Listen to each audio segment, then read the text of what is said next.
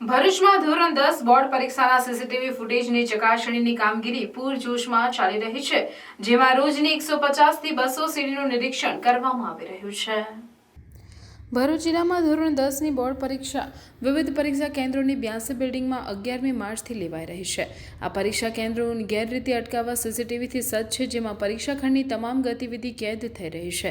Paper પૂર્ણ થતાં CCTV footage collect કરવામાં આવી રહ્યા છે। જિલ્લા શિક્ષણ અધિકારીના માર્ગદર્શન હેઠળ આ તમામ સીસીટીવી ફૂટેજની ચકાસણી એજ્યુકેશન ઇન્સ્પેક્ટર ભરતભાઈ સેલતની અધ્યક્ષતામાં 16 જિલ્લા નિરીક્ષકો દ્વારા નારાયણ વિદ્યાવિહાર શાળા ખાતે કરવામાં આવી રહી છે, જેમાં રોજના લગભગ 150 થી 200 સીડીની ચકાસણી કરવામાં આવી રહી છે, જે આગામી 26મી માર્ચ સુધી ચાલુ રહેશે અને જરૂર પડશે તો 30મી માર્ચ સુધી પણ ચાલુ રાખવામાં આવશે, તેમ ભરતભાઈ શેલતે જણાવ્યું હતું।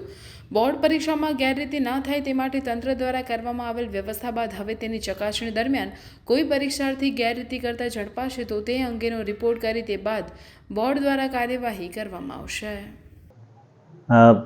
બોર્ડની પરીક્ષાના કેન્દ્રોમાં જે સીસીટીવી ફૂટેજ કેપ્ચર્ડ થાય છે તેની ચકાસણી માટે અહીંયા જિલ્લા શિક્ષણાધિકારી ભરૂચના માર્ગદર્શન મુજબ કામગીરી ચાલી રહી છે। દરરોજ લગભગ 150 થી 200 સીડીનું નિદર્શન 16 વ્યુઅરના સ્ટાફ દ્વારા થઈ રહ્યું છે।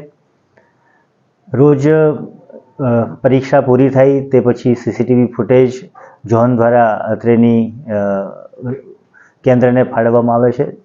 તે જોતાં હજી પરીક્ષા પૂરી થાય તે પછી 26 તારીખ સુધી આ વ્યુઇંગની કામગીરી ચાલનાર છે। જો સમય મર્યાદામાં કામ પૂર્ણ ન થાય તો આ સમય મર્યાદા આગામી 30મી માર્ચ સુધી પણ આ કામગીરી ચાલુ રાખવામાં આવશે।